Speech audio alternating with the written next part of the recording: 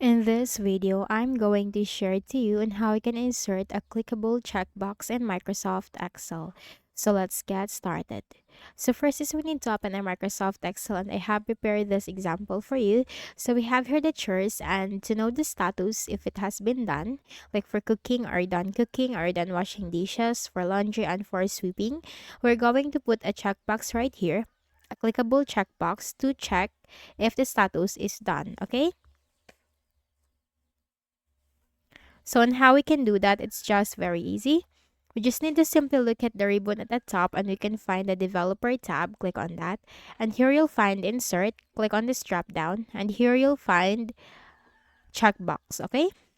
Now simply drag this plus sign symbol from here to form a checkbox, okay?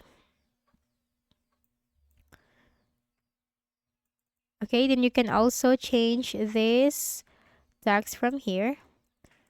Now let me type this, done, okay? Then you just need to simply put a check mark on that.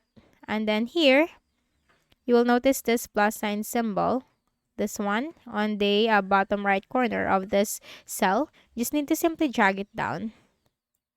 And that's it.